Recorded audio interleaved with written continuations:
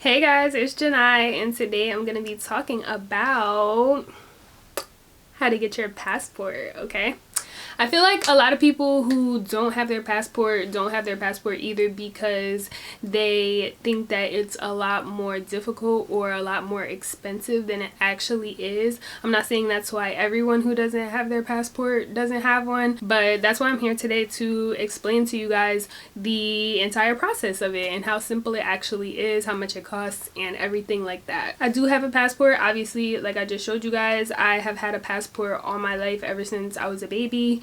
And I just feel like everybody should have a passport, just in case, you know? One, just in case, and two, because a lot of international like vacations and stuff like that are not as expensive as a lot of people just assume that they are. Like, a lot of international vacations cost about the same or sometimes even less than domestic vacations. Maybe not so much the flights, but if you look at Airbnbs and hotels in other countries, they're really not that high.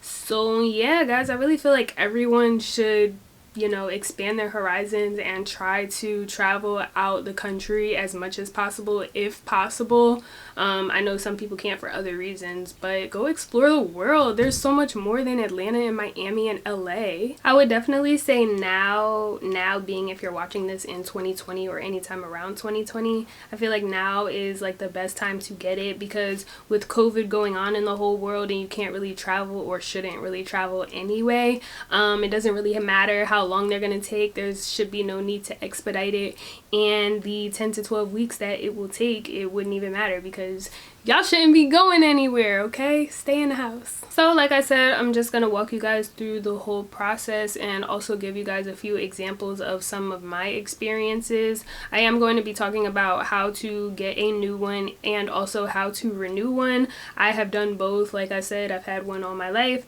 I'm gonna be talking about how to do it by mail or in person, just everything, okay? So if you're interested, just stay tuned. I'm gonna jump right into the video. Okay, so as always, I take notes on my phone just to make my videos a whole lot smoother. So if you guys see me looking down, that is what I am looking at.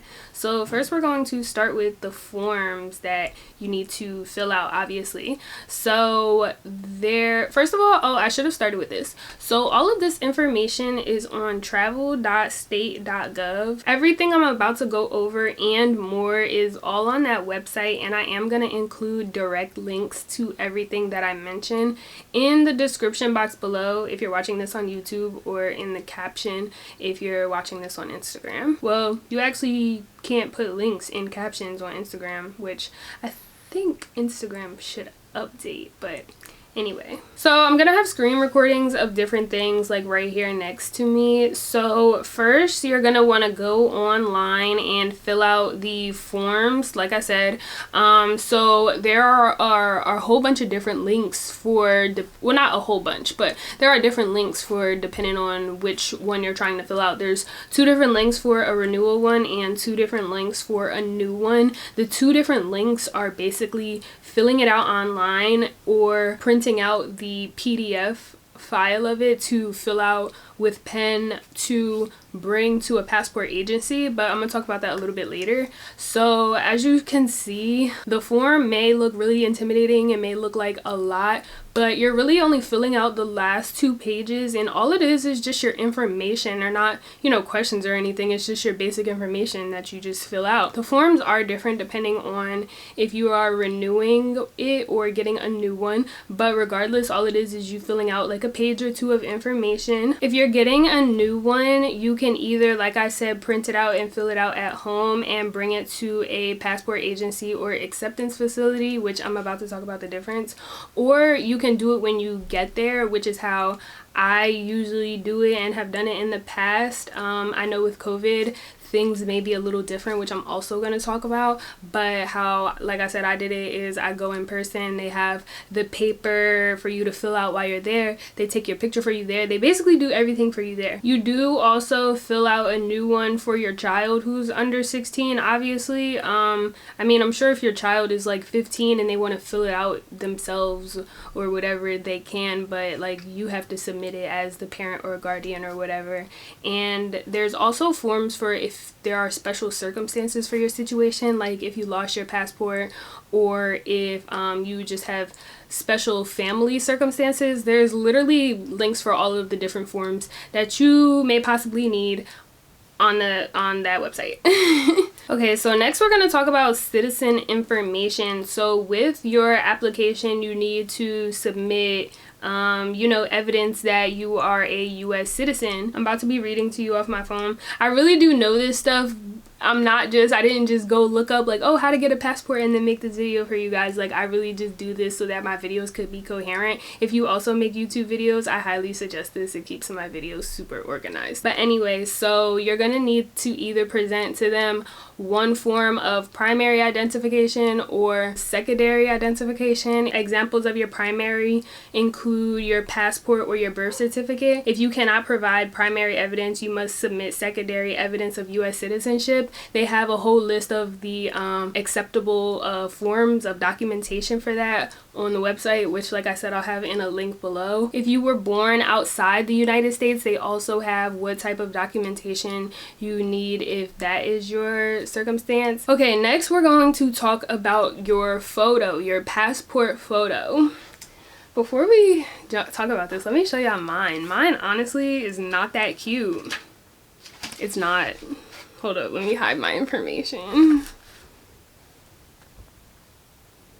Mine is not that cute. But nobody's gonna see it. I mean, I guess except all of y'all, since I just showed all of y'all. This is my old one from when I was young. This one was issued to me in 2012. Oh, speaking of 2012, that brings up a great point that I forgot to write down on my list. When you are under, I'm not sure if it's 16 or 18, but when you're a minor, your passport expires after every 5 years. I would say every 5 years, but you don't even renew it as a minor, so it's not every, it's just like when you get another one. So if you're a minor, your passport will expire in 5 years. Once you turn 18, it'll expire every 10 years. So when I got this one issued in 2012, it expired in 2017, but this one that I got last year doesn't expire until 2029. I can't believe I forgot to write that important piece of information. Anyway, the photo. So I highly suggest getting your photo taken somewhere that does passport photos. You can get this done at a pharmacy like Walgreens, or you can get it done at the passport agency. That's where I got mine done for my 2012 picture. And for my most recent one, I got that one done at Walgreens. Depending where you go, it's between $5 or $15. I do also think that you do have to pay like a $5 fee if you get it done at the agency. But the reason I suggest you getting it done is because there are so many specifications, which I will get a little bit into. There's so many specifications when it comes to if you try to take it yourself that I just don't feel like it's worth it, because it can possibly be rejected and that'll just delay your process, and it's just not even worth it. I really just think you should go get it done. But I will talk to you guys about how to do it yourself if you do. So you have to submit a color photo. This is the 1 through 6 steps that is on their website. When I tell you guys that every piece of information that you guys need is literally on their website, it is, but I'm still presenting you the information though. So submit a color photo taken in the last 6 months. Use a clear image of your face. Do not use filters commonly used on social media. Have someone else take your photo, no selfies. Not even if you hold your phone all the way back here and your shoulders look straight and it looks like you're not taking it yourself, don't even do it. Take off your eyeglasses for your photo. I know it's coronavirus season, so also take off your mask. I don't know why you would think to have your mask on in the picture, but I just know that there are people in this country who would do it. And use a plain or off-white background. A lot of people also don't just have plain white, smooth, solid backgrounds. But anyway, so it has to be a high resolution photo that's not blurry, grainy, or pixelated. It has to be a 2x2 inches. So if you get it done like at Walgreens, they'll usually give it to you in that size already, which is why I say you should just go get it done. All this stuff you don't even have to worry about. But yeah, that's the size that it has to be. When you submit it, you're basically sending them like a whole bunch of papers and like documents or whatever. So the photo is one of those things that you should have in there. If you're doing it online, they have a crop tool on their website. Here's another reason why you should just get it done. Your head must be between 1 and 1 3/8 inches from the bottom of the chin to the top of the head. head must be, I think that has something to do with how much space is above your head and below your chin. Regardless, it's something I wouldn't even bother dealing with. Like, it literally only costs between $5 and $15 to just go get it done at somewhere professional. It has to be on matte or glossy photo paper. That's like if you print it out. No digital edits, even red eye, no clearing up your acne, no trying to smooth out your face, none of that, no cheating. You can't bring in a damaged photo, like no creases or anything, no holes, no messed up picture basically. And on their website it also tells you what type of facial expressions you can make. Like, I know in some states you can't smile for your driver's license photo. Like, if you look at my license photo, I'm literally in the photo like on the passport thing, it says you can have a natural smile or whatever, but that information on how you have your facial expression needs to be is on their website. What to wear: you can't wear your glasses, no uniform, like if you're a police officer, don't wear no police uniform or anything that resembles a uniform. You can't wear camouflage. You can't wear a hat, a head covering, or a mask. Okay, if you wear a hat or head covering for religious purposes, you have to submit a signed statement that verifies that the hat or the head covering in your photo is part of your traditional religious attire worn continuously in public. And if you wear a hat or a head covering for medical purposes, submit a signed doctor's statement verifying the hat or head covering in your photo is used daily for medical purposes. Okay? And you also can't wear headphones, so make sure you have no AirPods in your photo.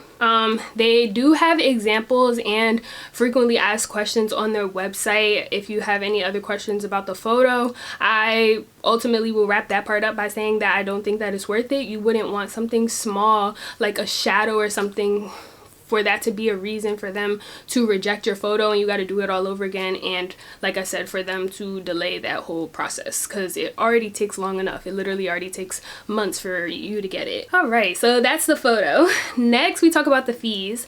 I guess I should have prefaced by this, but there's 5 steps. We're on number 4, which is the fees. So the application fees are the same whether you are getting a new one or whether you're renewing it, unless it's for a child. It is less expensive. So the application fee is $110 and it's $80 for a child. The only difference between the renewal and new is that there's a $35, hold on, let me get the exact name, a $35 execution or acceptance fee for new and children, because like I said, children can't renew. So yeah, that's the only difference, is the $35 that you have to pay to get a new one, which is, think of it as like an initiation fee. The application fee is paid to the Department of State, and the acceptance fee is paid to the acceptance facility. So now I'm going to go into the difference between what is the passport agency and an acceptance facility. This part right here that I'm about to talk about is something I didn't know, and I had to do a little bit of research on today, so I still don't really know it as well in depth. This isn't really something that you need to know. I'm gonna just explain to you guys, because if you hear me referencing the 2 different terms, you may be wondering if they're synonymous or not. This is a quote: "A passport agency is a processing center that serves as an issuing agent of new passports, renewals, name changes, corrections, etc. A passport office, also known as a passport application acceptance facility, has agents that administer an oath and receive application form DS-11, which is basically a form for a new passport. For new passports." Oh, it said that next. I should have just kept reading.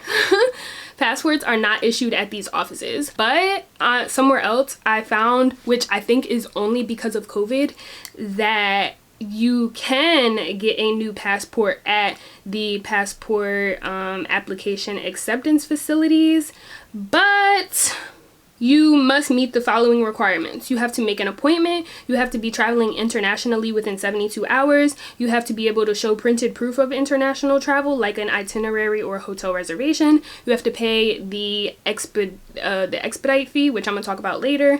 And yes, you can schedule your appointment for that up to 2 weeks before your travel date, but the date of your appointment must be within 3 days of your travel."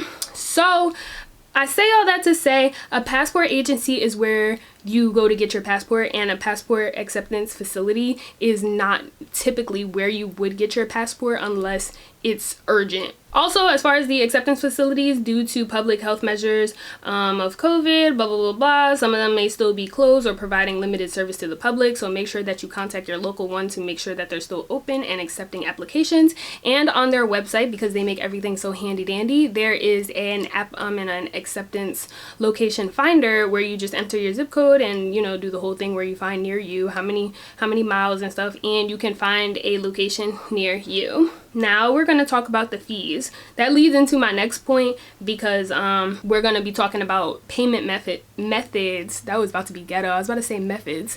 And it depends on where you are at. So at a passport agency, all fees can be paid by credit card, check, money order, cash, or prepaid credit card, or a gift card. At a passport acceptance facility, they only accept it by check or money order payable to the U.S. Department of State. No credit or debit card is accepted. The execution fee, which is the $35, is paid to the acceptance facility, like I said, and the application fee is paid to the U.S. Department of State. So I believe that what goes to the acceptance facility is what you can use any form of payment for, and what goes to the Department of State is what you have to use a check or a money order made out to them for. Confirm with whatever facility that you're going to what payment methods that they take, because they all vary, and I wouldn't want to tell you one thing and then you go there and you be like, they didn't take my payment method. So yes, you also, oh wait, I wasn't supposed to say that in that tone of voice. You know how you say something in a certain way and it either like starts a new point or it continues what you were saying? Yeah, anyway, so you also, that's how I meant to say that. You also have the option to get a passport card, which you'll see when you're like checking out or whatever. I never get one. I don't think it's necessary if you're having your passport book, but basically what it is it says a passport card is valid only for travel by land and sea to the following locations: Canada, Mexico, Bermuda, and the Caribbean. Now that I'm saying this, I'm not sure if you can get a passport card but not the passport book, because like let's say you only be driving to and from Mexico, all you would need is a passport card. So I don't know on that one, but it is available if you guys want it. I think it's an extra $30, yeah, because it's $110 for the passport and an extra $30 for that, which would bring your total to $140 if you do both. But like I said, I've never done that before, so I don't really think it's necessary to get both. All right, so another fee is that you can pay an expedited processing fee of $60. There is a chart on their website that talks about how fast you can get it and how to go about doing that, which I am also going to talk about a little bit more later in this video. But I know you heard me say it takes 10 to 12 weeks to get it. That is normal, but you can have it expedited depending on the circumstances. There is also a $17.13 fee for if you want 1 to 2 day delivery, which I think would only be worth it if you expedite it, because why would you wait 10 to 12 weeks just to have it deliver in a day or two? So yeah, so all of this of course is on their website. I have the link to all of their fees in the description box, and I will get back to the expedited fees in a few minutes. So last but not least, we're talking about submitting it. When you go to submit it, you have to present a physical government issued photo identification document when submitting for a new one, over the age of 18, and a photocopy of it too. Anyway, so like I said, that's only for if you're over 18, and as I've said multiple times throughout this video, you cannot apply for a new one by mail, so you do have to bring this in person. But if you are renewing it, all that they're gonna ask for you to do is to mail your old passport. They're not going to have you mail your license or something. Submitting it with the identification that you need either one primary form of identification, which can either be your with photo ID, which can either be your passport or your license, or 2 forms of secondary ID, which can be a non-driver's ID, a work ID, a school ID, a learner's permit, or even a school yearbook photo. Literally, like, there's no excuses. If you've ever had to go get your driver's license, you already know that this is kind of like having your 6 points of ID. All right, so where you apply depends on when you need your US passport. Okay, so this is kind of going into the expediting and stuff like that. So I'm gonna start from least urgent to most urgent. So let's say it's a normal day. Oh, I just want to get my passport. I don't got nowhere to go for no long time. I don't have nothing planned. Woo, woo, woo. You're just going to not expedite it at all. You'll get it in 10 to 12 weeks. So obviously that's if you're traveling at least after that. And you can apply at an acceptance facility, or you can renew it by mail, and everything just goes as normal. You don't have to pay no expedited $60 fee, or make no appointments, or none of that.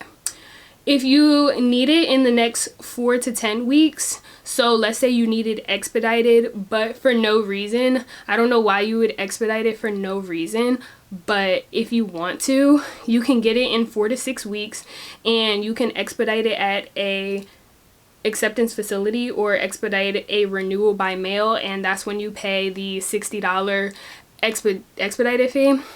And let me not say no reason, let me just say probably not a valid reason, not a valid enough reason to have it expedited in like 72 hours. I'll word it like that. Next, if you need it less than 4 weeks from today, this is for if you have urgent international travel plans. You can have it expedited at the facility. You will get it within 72 hours, and there are limited number of appointments. So if you need that, you better do that.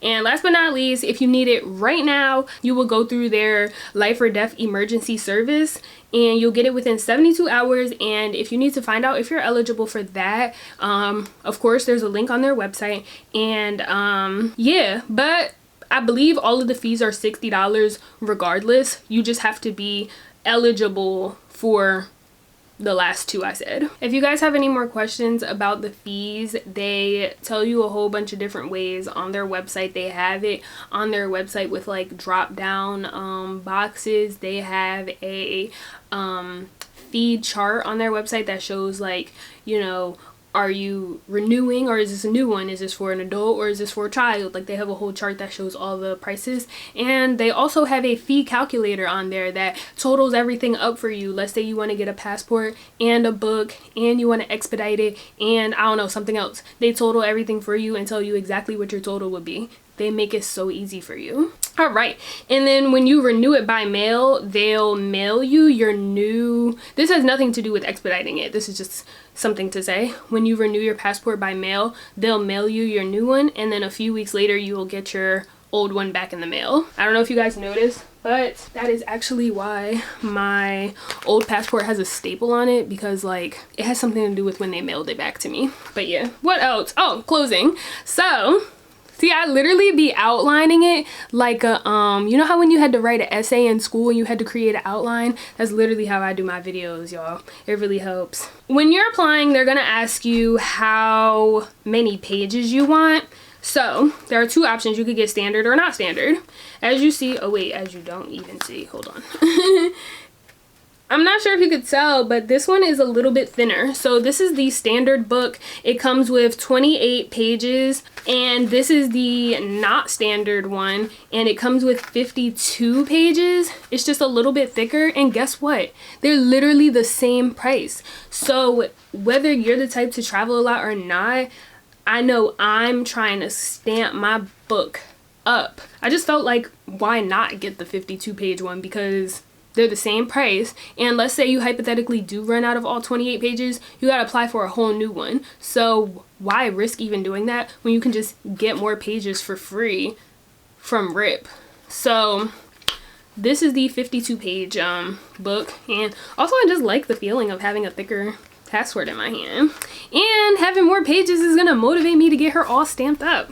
Another thing I wanted to say really quickly before I wrap the video up is I wanted to talk to you a little bit about some passport covers. This is not sponsored. This is just something my mom got all of us for Christmas, is all different passport covers. This is mine. I just like it. It's simple. Oh, it's upside down.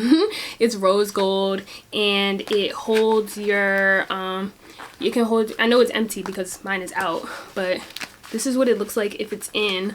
I'm not really sure why she has hers like in both like things. Well, first of all, there's all different kinds of ones on Amazon. This isn't the only type of passport book. How I keep mine is, wait, is this upside down? Okay, how I keep mine is I just put this on the side right here so that if I ever need to travel, my ID is going to be in here. Any cards I need are going to be in here. And if you need my passport, it's right in here. You can get these on Amazon or literally, I don't know, just Google passport book holder cover something. And there's all different kinds of ones. There's also like skins, like instead of a book where you take it out like this, they have like a like book covers type of things that actually go on the passport book itself. There's all different kinds of ones. They're so cute, y'all. Once you get a passport, and well, let's say you and all your friends got passports, it's gonna be so much cuter if y'all all take that little circle picture with y'all little passport books or whatever. But anyway, that don't even matter. Start by getting a passport first. Anyway, so travel.state.gov literally makes this all so easy for you. If I confuse you guys at all, like I said, I really do apologize. All this information is on their website. They make it super easy for you guys. They have links for literally everything. They also have information for if you're applying from outside of the United States. So I guess let's say you're a US citizen, but you're temporarily in Canada or something and you need to get a new one. I don't know. They have the information for that too, or any other special circumstances that you may encounter. They have links for all of that on their website. I will have direct links for everything that I talked about in today's video in the description box below if you're watching this on YouTube. If you're watching this on Instagram, I'm really sorry. I wish Instagram had that option. Slide to my YouTube channel. If you guys have any questions, comment below and I will do my best to answer them. But most of the answers to your questions will be on travel.state.gov. Thank you guys so much for watching this video. I definitely hope that it was helpful, and I hope that it encouraged you guys to go get your passports, whether you've just been procrastinating and putting it off, or if you really didn't know it was that simple or this inexpensive. I'm not gonna say it's cheap because $140 isn't something people just can throw out the window, but it definitely is a lot cheaper than people may assume. Some people think passports are like $500 and it's not even the case. So yes, I really hope that as many people as possible, you know, go out and get passports and try and explore the world. There's so much out there, more than the ghetto United States. So definitely broaden your horizons. If you're not already subscribed to my channel, be sure to do that right now. If you're not already following me on Instagram, also be sure to do that. And I'll see you guys in another video. Bye.